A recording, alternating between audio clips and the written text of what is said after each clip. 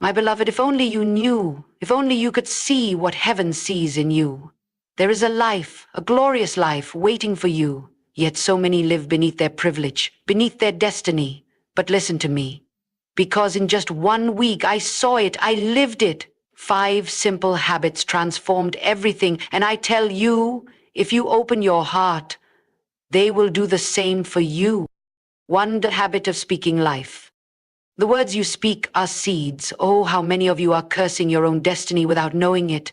I can't, I won't, I'll never. And heaven hears it. But when you change your words, when you declare, I am chosen, I am strong, I am walking in my divine purpose, the very foundations of your life begin to shift. 2. The habit of daily surrender. There is no victory without surrender. You say, I want change, but have you laid it all down? I tell you, 1 moment of true surrender is more powerful than a lifetime of struggle. When I learned to wake up and say, Lord, I am yours. Lead me. Use me. The doors that were shut flung open. 3. The habit of stillness. We rush, we strive, we fill our minds with noise, and we wonder why we do not hear from God. But when you quiet your soul, oh my dear friend, when you learn to be still, you will hear whispers from eternity. And in those whispers, you will find the answers you have been searching for. 4. The habit of overflowing gratitude. Nothing changes the atmosphere of your life like gratitude. Nothing. Do you wake up complaining, or do you wake up saying, thank you, Lord? Because when you begin to praise, when you begin to bless the name of the Lord with every breath, miracles start moving in your direction. 5. The habit of bold action. Faith without works is dead. You have the dream, you have the vision, but will you move? I tell you, in just 1 week, everything changed for me because I refused to wait another day. I stepped out. I acted as if the promise was already mine. And when I did, heaven backed me up. The words you speak are not just sounds, they are seeds that shape the reality you live in. Every word you utter carries power. Power to build or to destroy, to heal or to wound, to bring life or to bring death. Most people go through life speaking carelessly, unaware that their words are actively creating their future. They say, I'm so unlucky, I'll never be successful, nothing ever works out for me. And then they wonder why their lives remain stagnant, why they continue to struggle, why opportunities seem to slip through their fingers. But, my dear friend, I tell you today with absolute certainty, your words are shaping your destiny whether you realize it or not. And until you change the way you speak, you will never see the transformation you desire. I had to learn this truth for myself. There was a time when I too spoke without thinking, allowing negativity to spill from my lips. And I didn't even realize it. I would say, I don't know if this will work. I hope things change, but I doubt it. I feel like I'll always struggle. And do you know what happened? That is exactly what I experienced. My life reflected the words I spoke. But oh, when the revelation came, when I realized that every word I spoke was a seed being planted into the soil of my future, I knew I had to change the way I talked. And when I did, my entire life shifted, quickly, powerfully, miraculously. My beloved, you must understand that words are spiritual. They do not disappear when they leave your mouth. They go forth and create. Every time you speak, you are either releasing faith or fear, blessings or curses, life or death. The Bible says, life and death are in the power of the tongue. This is not just a poetic phrase, it is a law as real as the law of gravity. If you speak life, you will see life. If you speak defeat, you will see defeat. I have watched people sabotage their own blessings simply by the words they allowed to come from their mouths. They say, I'll never get that job, and they don't. They say, I'll never find happiness, and they remain in sorrow. But the moment they change their words, everything begins to shift. You may ask, but how do I change my words when I don't feel it, when life is hard and I can't see a way out? Oh, my dear friend, that is precisely when you must speak life the most. You do not wait until you feel like speaking positive words. No, you declare them even in the darkness. You say, I am blessed even when you feel broken. You say, doors are opening for me even when every door seems shut. You say, I am walking in favor even when you feel rejected. And let me tell you, when you begin to speak like this, things will begin to change. It is not magic. It is a spiritual principle. What you declare with your mouth, you will see with your eyes. I have seen this truth work in my own life and in the lives of countless others. I remember a woman who came to me, her heart heavy with despair. She had lost her job, her health was failing, and she had no hope left. And when she spoke, every word was filled with negativity. She said, "Nothing good ever happens for me. I will never get out of this situation. I feel like my life is over." I took her hands, looked her in the eyes and said, "You must change the way you speak. You must begin to declare the opposite." At first she resisted. "But I don't feel it," she said, and I told her, "You do not need to feel it to speak it. Speak it until you see it." She decided to try. Every morning, instead of saying, "I feel hopeless," she declared, "My future is bright." Instead of saying, "I will never get a job," she said, "Doors are opening for me." Instead of saying, "I am always sick," she said, "Healing is flowing through my body." And my beloved, within a week, just 1 week, things began to shift. She received a call for a job interview. Her health improved. Peace replaced anxiety, all because she changed her words. So I ask you today, what are you speaking over your life? Are you planting seeds of faith or seeds of doubt? Are you declaring victory or welcoming defeat? My beloved, if you want to see change, you must start with your words. Do not wait until circumstances improve. Speak life now. Speak blessings now. Speak as if the promise is already fulfilled. And watch as heaven responds. There is no true victory without surrender. Many people live their lives in constant struggle, fighting battles that were never meant for them to fight alone. They strive, they push, they try to control everything around them, and yet they remain exhausted, frustrated, and stuck. Why? Because they have not yet learned the power of surrender. My dear friend, I tell you today, the greatest breakthrough of your life will not come from more effort, more struggle, or more willpower. No, it will come when you finally lay everything down and say, "Lord, I surrender." It is not in striving, but in yielding that we find true strength. I have seen this truth play out in my own life. There was a time when I held on so tightly to my plans, my dreams, my desires, thinking that if I just worked harder, prayed harder, or pushed harder, things would finally come together. But instead of progress, I faced more resistance. Instead of peace, I felt anxiety. Instead of clarity, I found confusion. And one day, in the quiet of my soul, I heard that still, small voice whisper, "Let go, trust me." Oh, how difficult it was at first, because everything in me wanted to hold on, everything in me wanted to figure things out on my own. But I reached a point where I knew I could not do it anymore.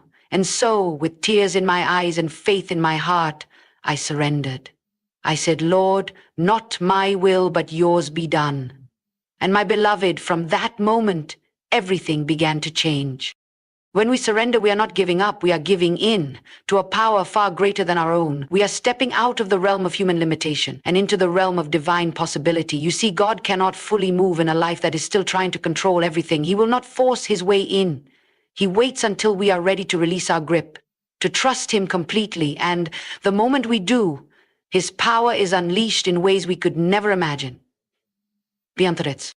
I have spoken to so many people who are weary from the weight of their own burdens. They are trying to fix things, trying to make things happen in their own strength, and they wonder why they feel so tired, so drained, so lost. And I tell them, you do not have to carry this alone. You were never meant to. But surrender is not just saying the words, it is a heart posture.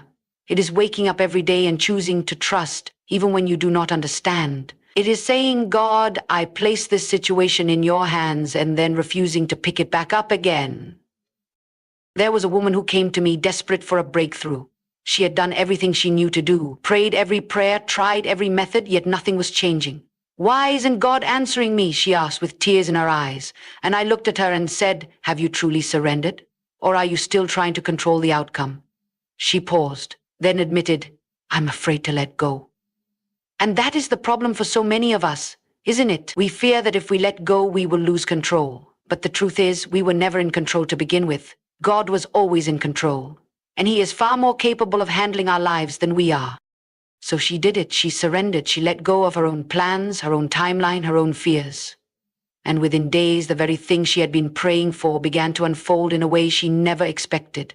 The answer had been there all along, waiting for her to stop striving and start trusting. My beloved, what are you holding on to that God is asking you to release? Is it a dream, a relationship, a fear, a past mistake, whatever it is. I promise you, when you finally lay it down, you will not lose. You will gain. You will gain peace. You will gain clarity. You will gain divine intervention. Surrender does not mean we stop taking action. It means we stop forcing things to happen our way. It means we do our part and then trust God to do His. It means we release the timeline and allow Him to unfold things in His perfect way. And when we do, we step into a flow of grace, a supernatural ease, where things begin to fall into place without the striving, without the struggle. I tell you today, whatever is weighing you down, whatever you have been holding on to so tightly, let it go. Give it to God. Trust Him and watch how He moves in ways you never expected. For the greatest victories are not won in our strength, but in our surrender. The thoughts you think and the words you speak have more power than you can possibly imagine. They shape the direction of your life, determine your future, and influence everything that happens to you. Many people live their entire lives trapped, not by circumstances, but by their own thoughts and words. They wake up in the morning and immediately begin to rehearse negativity in their minds. I am not good enough. Things never work out for me. I will never be successful. And then they wonder why they continue to struggle, why doors remain closed, why they never seem to break free. But my dear friend, I tell you today, if you can change your thoughts and your words, you can change your life. I remember a time when I was bound by negative thinking. I didn't even realize it at first. It was so natural to think small, to expect the worst, to assume things would not work out for me. I would pray for blessings, but in my mind, I would immediately think, well, I hope something good happens, but it probably won't. And do you know what? That was exactly what I experienced. One closed door after another, frustration after, but one day I had a revelation. I realized that my thoughts and words were working against me. Instead of partnering with God, I was unknowingly blocking my own breakthrough. And the moment I decided to change, everything shifted.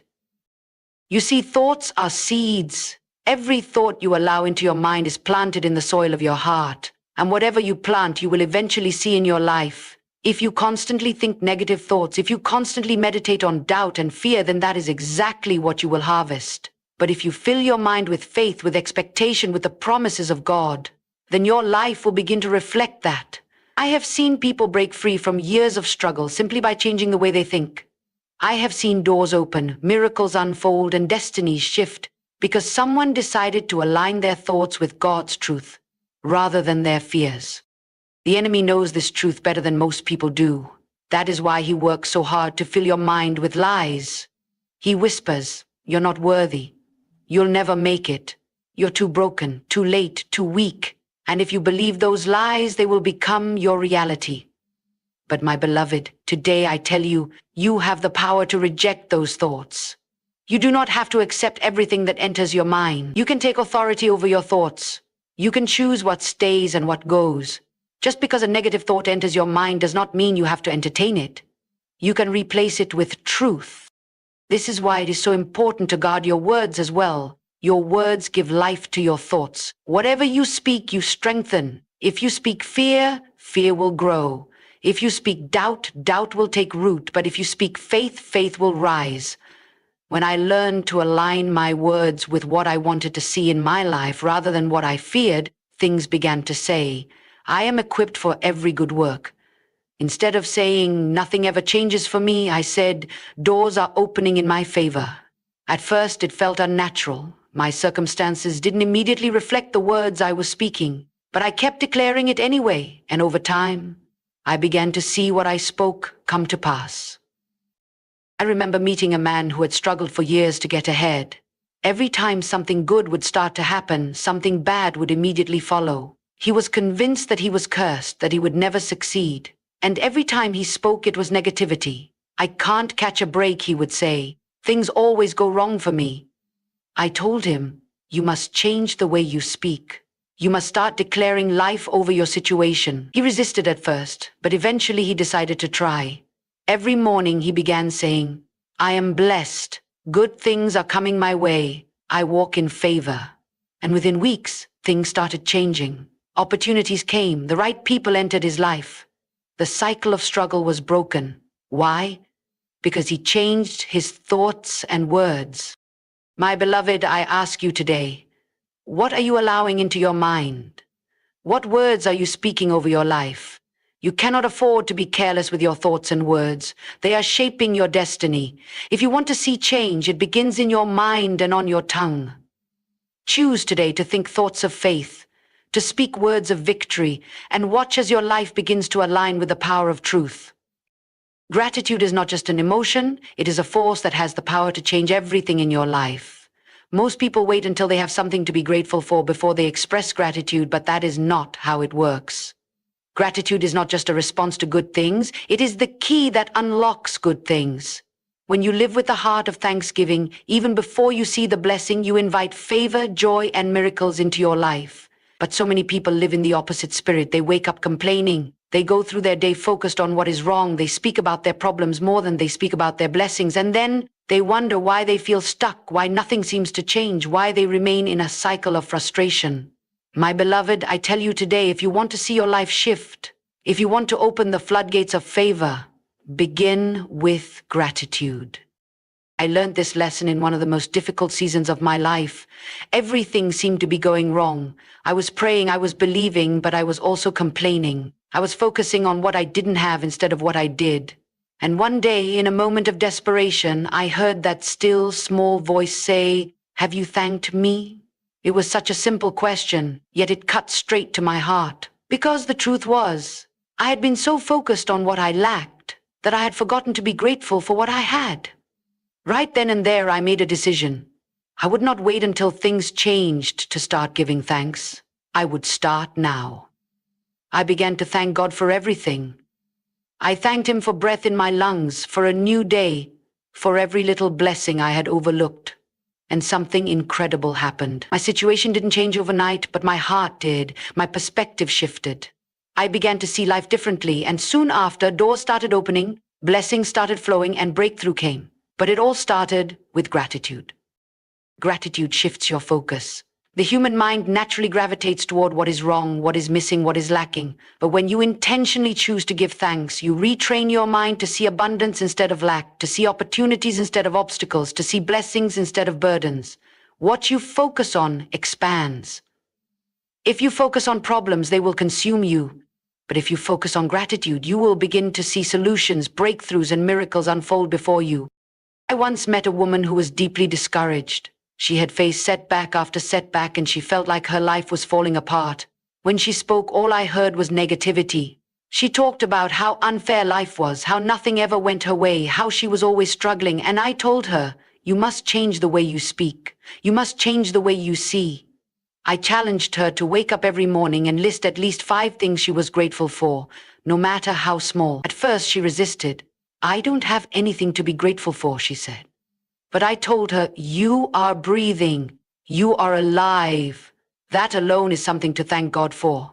So she started, reluctantly at first. But as the days went by, something shifted. She found herself smiling more. She felt lighter. And within weeks, things in her life began to change. Not because her circumstances had shifted yet, but because she had. And soon after, the very things she had been struggling with began to turn around. Gratitude is not just about what you say, it is about how you live.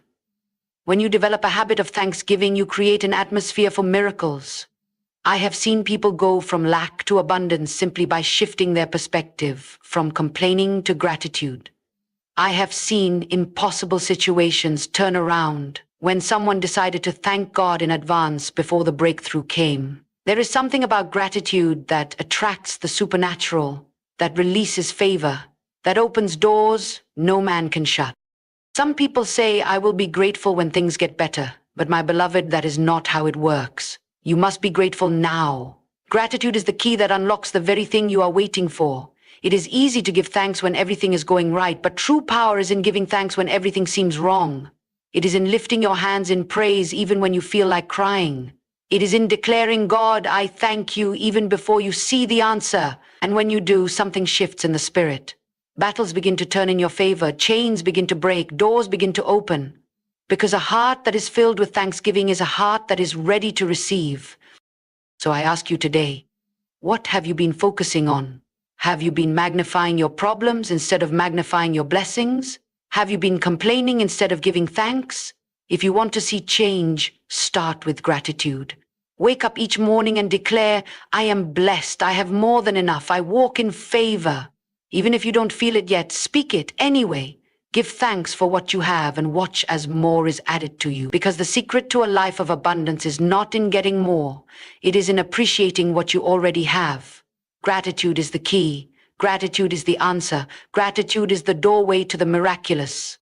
Discipline is the bridge between where you are and where you want to be. So many people desire change, they long for transformation, they pray for breakthroughs, yet they are unwilling to establish the habits that will lead them there.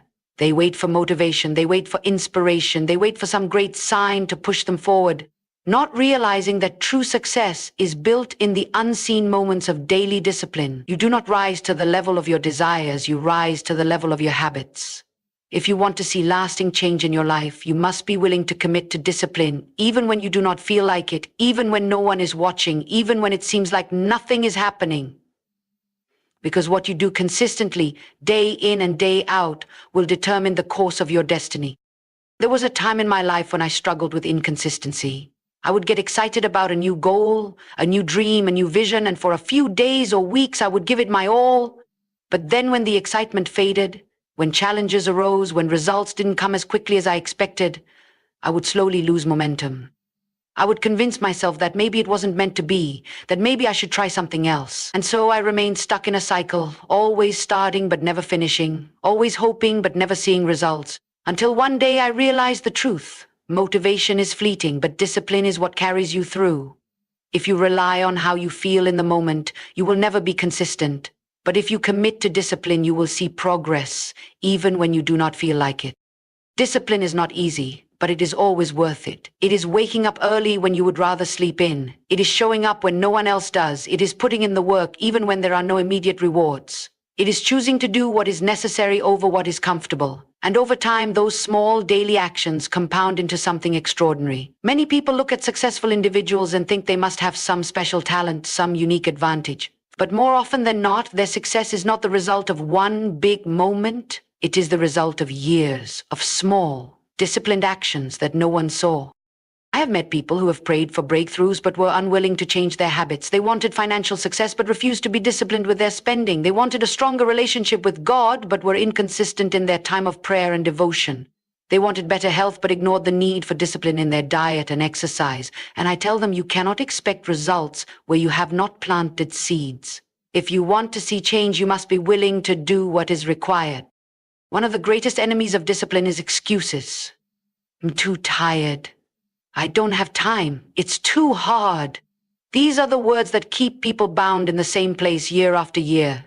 But my beloved, let me tell you, there will always be a reason to delay, to procrastinate, to avoid taking action. But if you wait until conditions are perfect, you will never start.